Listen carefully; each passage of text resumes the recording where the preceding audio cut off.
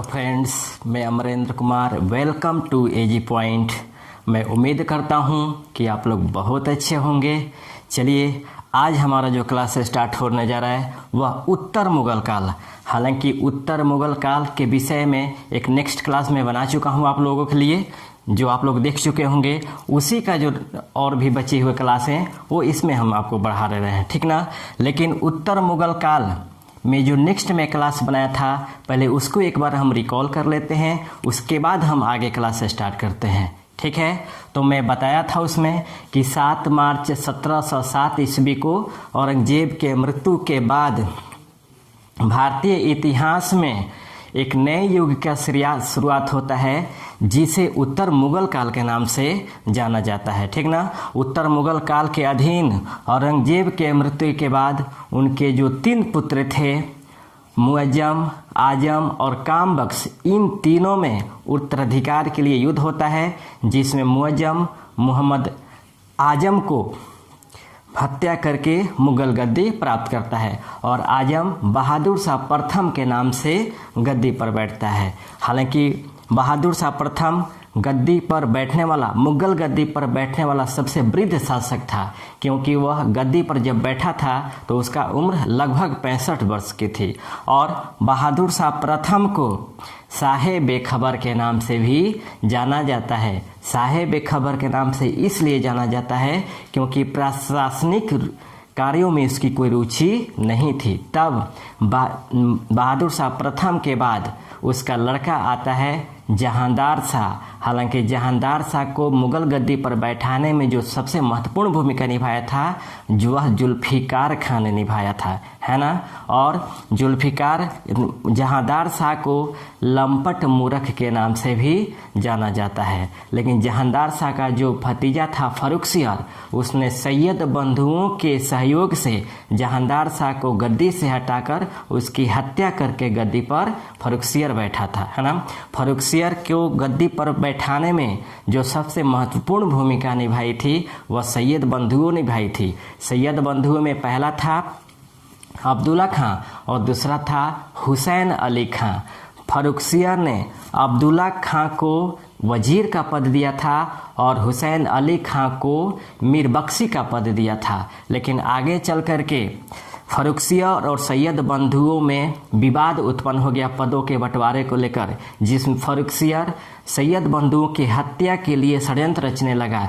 जब सैयद बंधुओं को जब यह मालूम चला, तब उन्होंने फर्रुखसियर की हत्या कर दी। हालांकि सैयद बंधुओं ने फर्रुखसियर को जब गद्दी पर बैठाया था तो इन्हें भारतीय इतिहास में किंग मेकर या शासक निर्माता के नाम से जाना जाता है। और सैयद बंधुओं द्वारा फर्रुखसियर की हत्या करने के बाद और मोहम्मद शाह को गद्दी पर बैठाने के पहले 3 शासकों को मुग़ल गद्दी पर बैठाया था, जिसमें पहला था रबी-उद-दरजात, दूसरा था नेकसियर या नोकसियर और तीसरा था रफ़ी-उद-दौला। रफ़ी-उद-दौला जब गद्दी पर बैठा तो उसने शाहजहां द्वितीय की उपाधि धारण की थी।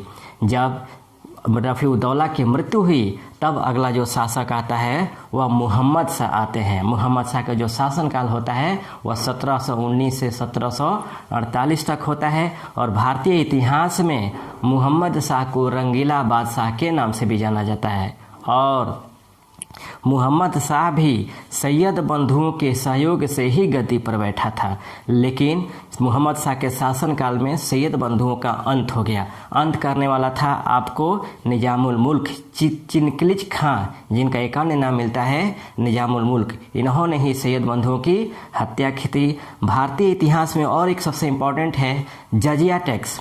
मोहम्मद शाह पहला मुग़ल शासक था जिसने जजिया कर को भारत में अंतिम रूप से समाप्त किया था, है ना। जजिया कर के बारे में जान लेते हैं कुछ। जजिया एक धार्मिक कर था जो गैर मुसलमानों से लिया जाता था और भारत में सबसे पहले जजिया कर को लागू करने वाला था मोहम्मद बिन कासिम। 712 ईस्वी में उसने सबसे पहले सिंध के निवासियों से यह टैक्स को वसूल किया था। आगे चलकर हालांकि जजिया कर ब्राह्मणों से नहीं लिए जाते थे और गरीब लोगों से नहीं लिए जाते थे, यानी भिखारियों से नहीं लिए जाते थे। लेकिन आगे चल कर के जब दिल्ली सल्तनत आता है तो फिरोज तुगलक, जो तुगलक वंश का शासक होता है, इसने ब्राह्मणों से भी जजिया कर को वसूल किया था। यानी यह दिल्ली सल्तनत का पहला शासक था जिसने ब्राह्मणों से भी जजिया कर वसूल किया था। फिर आगे जब हम मुगल काल में आते हैं तो अकबर ने अपने शासन काल में यानी 1564 ईस्वी में जजिया कर को समाप्त किया था। लेकिन जैसे ही अकबर का शासनकाल समाप्त होता है और अन्य बादशाहों का जब शासनकाल आता है तो जजिया कर को पुनः प्रारंभ कर देते हैं। और भारत में अंतिम रूप से जजिया कर जो समाप्त होता है वह मोहम्मद शाह के शासनकाल में 1720 ईस्वी में होता है ना। फिर इसके बाद मोहम्मद शाह के शासनकाल में ही ईरान का एक शासक होता है नादिर शाह, जो आक्रमण करता है 1738 से 1739 में। और 1739 में करनाल का युद्ध होता है मोहम्मद शाह और नादिर शाह के बीच में, है ना, जिसमें मोहम्मद शाह दिल्ली छोड़कर भाग जाता है और नादिर शाह को ईरान का नेपोलियन के नाम से जाना जाता है। जब नादिर शाह दिल्ली पर आक्रमण करता है और जब आक्रमण के बाद जो ईरान वापस लौटने लगता है, तब शाहजहां द्वारा जो बनवाया गया था तख्त ए ताउस, जिसे मयूर सिंहासन के नाम से भी जाना जाता है, उसको भी अपने साथ ले गया था। क्योंकि उसमें आपको मयूर विश्व का सबसे प्रसिद्ध हीरा था, महंगी हीरा था, कोहिनूर, उससे जड़ा गया था। और तख्त ए ताउस का जो वास्तुकार था वह बेबादल खां था, है ना। शाहजहां ने बेबादल खां के माध्यम से इस तख्त ए ताउस का निर्माण करवाया था। अगर क्वेश्चन आ जाता है कि तख्त ए ताउस पर बैठने वाला अंतिम मुगल बादशाह कौन था, तो मोहम्मद शाह था, है ना। और मोहम्मद शाह को रंगीला बादशाह के नाम से भी जाना जाता है। जब मोहम्मद शाह की मृत्यु होती है तब उसके बाद आते हैं अहमद शाह। यहीं से हम क्लास स्टार्ट करते हैं। अहमद शाह, है ना, अहमद शाह। जितना मैंने रिकॉल किया इसके पहले वाले क्लास में उस सबको मैं पढ़ा चुका हूँ। मैं इसलिए रिकॉल करा दिया कि काफ़ी वो आपको याद हो जाए और इस क्लास से वो रिलेटेड हो जाए, है ना। तो अहमद शाह, इनका जो शासनकाल था वह 1748 से 1754 था। अहमद शाह का जो वजीर था वह था आपको अवध का सूबेदार,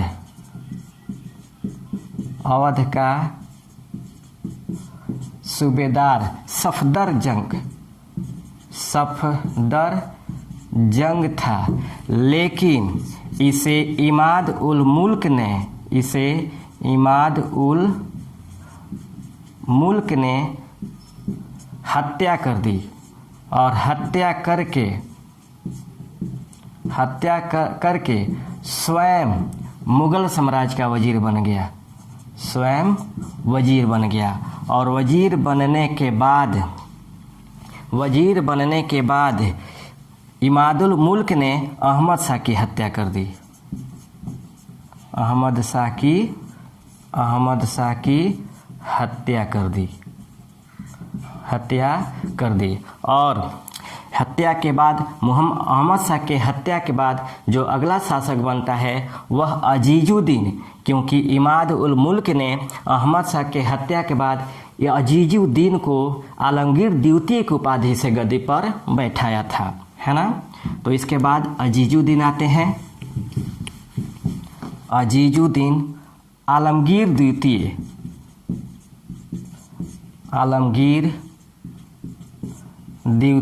है ना। आलमगीर द्वितीय का जो वास्तविक नाम था वह अजीजुद्दीन था, अजीजुद्दीन। और इनका जो शासनकाल था वह 1754 से 1759 था। ये जो आलमगीर द्वितीय था यह इमाद उल मुल्क का कठपुतली शासक था। यह इमाद उल मुल्क का कठपुतली शासक था, है ना। हालांकि इसके साम्राज्य पे, इसके शासन पे जो सबसे अधिक अधिकार था वह इमाद उल मुल्क तक का था। याद रखिएगा, आलमगीर द्वितीय के समय में ही प्लासी का युद्ध हुआ था। 23 जून 1757 को प्लासी का युद्ध हुआ था। हालांकि इस युद्ध से आलमगीर द्वितीय को कोई लेना देना नहीं था, लेकिन यह इनके समय में यानी मुगल बादशाह के समय में यह युद्ध हुआ था, इसीलिए यह सबसे इम्पोर्टेंट है। और यह जो युद्ध हुआ था वह आपको बंगाल के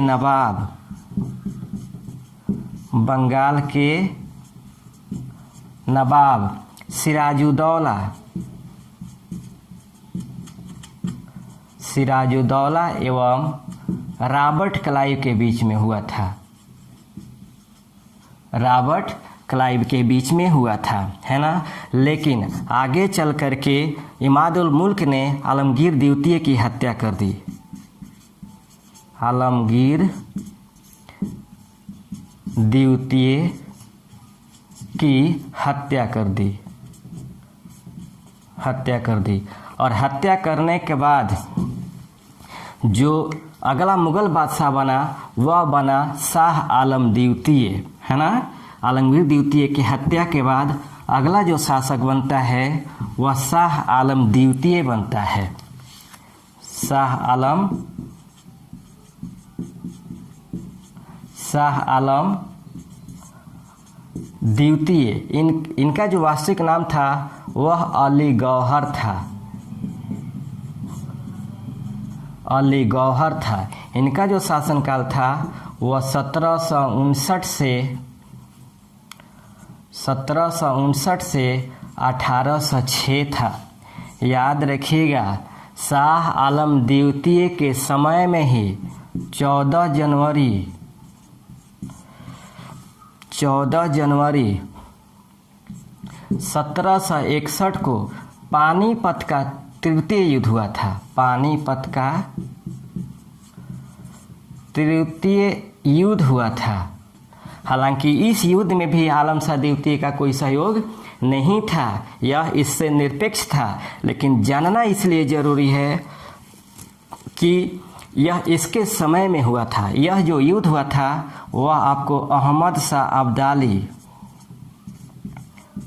शाह अब्दाली एवं मराठों के बीच में हुआ था, जिसमें मराठों की हार हुई थी। इसके बाद 23 अक्टूबर 1764 को बक्सर का युद्ध हुआ था, है ना। बक्सर का युद्ध हुआ था। यह जो युद्ध हुआ था वह बंगाल के अपदस्थ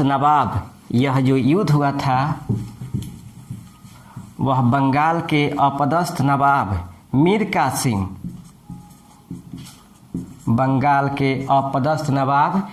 कासिम, अवध का नवाब सुजाउद्दौला एवं शाह आलम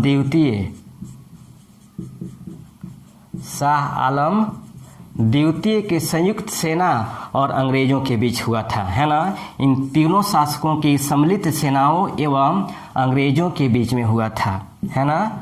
अंग्रेजों के बीच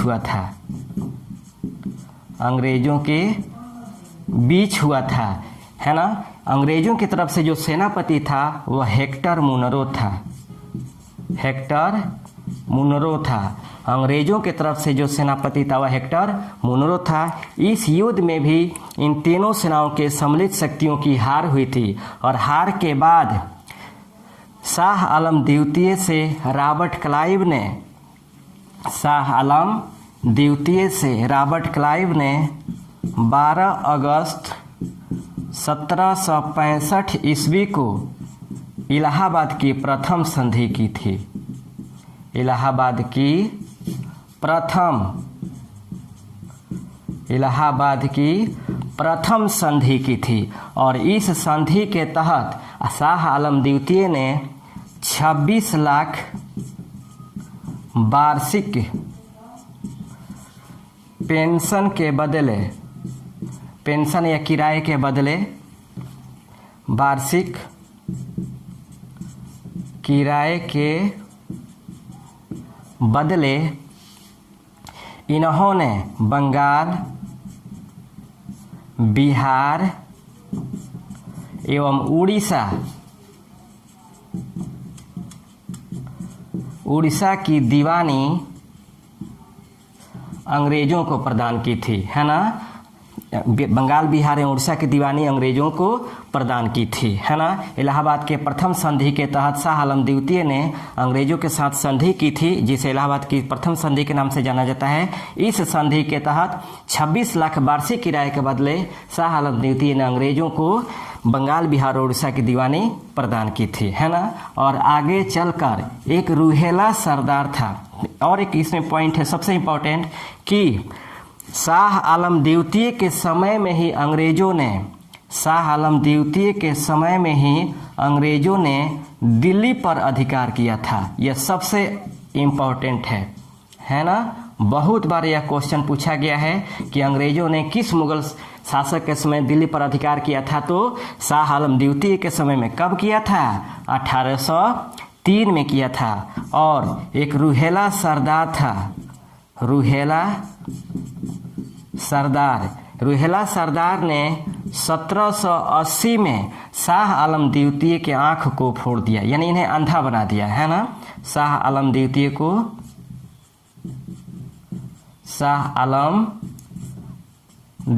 को अंधा बना दिया, जिसे आगे चल करके 1806 में इनकी हत्या कर दी गई, है ना। 1806 में शाह आलम द्वितीय की हत्या कर दी गई, ठीक है। इसके बाद शाह आलम द्वितीय के बाद जो अगला शासक आते हैं वह अकबर द्वितीय, है ना। अकबर द्वितीय शासक आते हैं।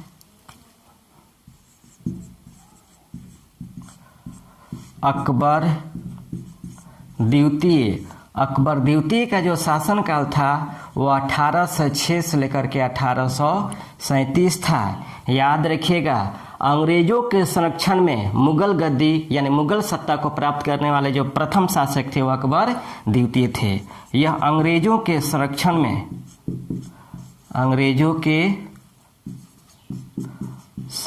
में शासक बनने वाला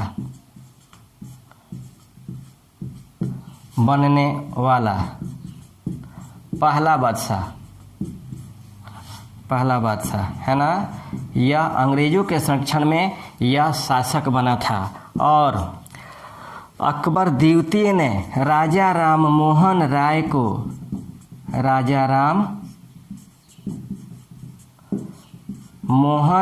को राजा की उपाधि प्रदान कर 1830 में इन्हें ब्रिटेन भेजा था, यानी इंग्लैंड भेजा था। वो इसलिए कि अकबर द्वितीय के पेंशनों में बढ़ोतरी की बात कर सके, है ना। अकबर द्वितीय ने अपने पेंशन के बढ़ोतरी के संदर्भ में ब्रिटिश महारानी से बात करने हेतु राजा राम मोहन राय को राजा की उपाधि देकर 1803 में ब्रिटेन भेजा था। लेकिन राजा राम मोहन राय वहाँ पर 1833 में तबीयत खराब होने के कारण इनकी मृत्यु हो गई, और मृत्यु के बाद इन्हें वहीं पर ब्रिस्टल में दफना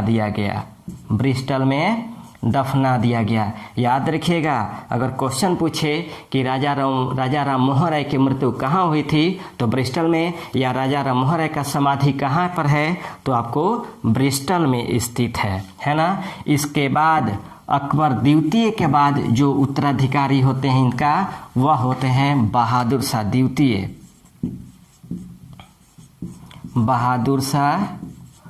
द्वितीय। ये अकबर द्वितीय के पुत्र एवं उत्तराधिकारी थे। इनकी जो उपाधि थी वह जफर थी, और इनका जो शासनकाल था वह 1837 से 1862 था। ये जफर के नाम से शायरी लिखा करते थे, इसलिए इनकी उपाधि जफर की हो गई, है ना।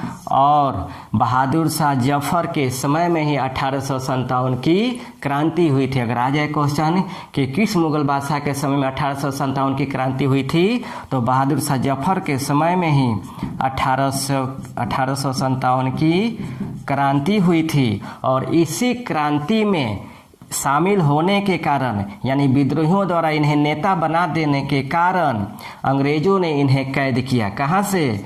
दिल्ली के हुमायूं के किला में। दिल्ली में स्थित हुमायूं के किले से हडसन एवं निकलसन नामक दो सेनापतियों ने इन्हें गिरफ्तार किया। हुमायूं के किले से इन्हें गिरफ्तार किया और गिरफ्तार करने के बाद इन्हें रंगून भेज दिया गया, है ना। इन्हें गिरफ्तार करने के बाद रंगून आज इसका जो आधुनिक नाम है वह म्यांमार है ना। बर्मा आधुनिक नाम म्यांमार है। उस समय जो बर्मा था वह ब्रिटिश भारत के अधीन ही था, जो आगे चल कर के 1937 में भारत से अलग हुआ 1935 के अधिनियम के तहत। तो बहादुर शाह जफर यह अंतिम मुगल बादशाह थे, है ना। और इनकी उपाधि जफर थी। और 1857 की क्रांति हुई थी जो इन्हीं के समय में हुई थी। और 1857 की क्रांति में भाग लेने के कारण या विद्रोहियों द्वारा इन्हें सेनापति बनाए जाने के कारण, अपना राजा बनाए जाने के कारण अंग्रेजों ने इनको गिरफ्तार किया। कहाँ से? हुमायूं के किले से। ये हुमायूं का जो किला स्थित है दिल्ली में, और यहीं से गिरफ्तार करके इन्हें भेज दिया गया रंगून। और रंगून जब यह गए तो वहीं पर इनका अंतिम जीवन व्यतीत हुआ। और अंतिम जीवन व्यतीत करते हुए 1862 में इनकी मृत्यु हो गई, है ना। 1862 में इनकी मृत्यु हो गई। और मृत्यु के बाद इन्हें रंगून में ही दफना दिया गया। रंगून में दफना दिया गया।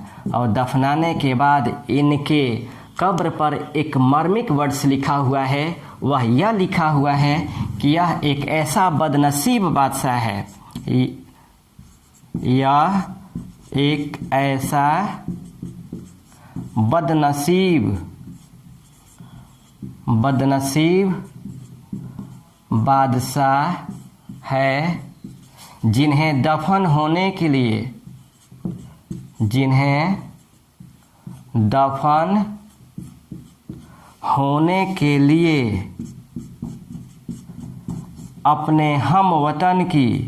अपने हम वतन की 2 गज जमीन भी नसीब न हुई, है ना। इनके मकबरे पर यह लिखा गया है ना।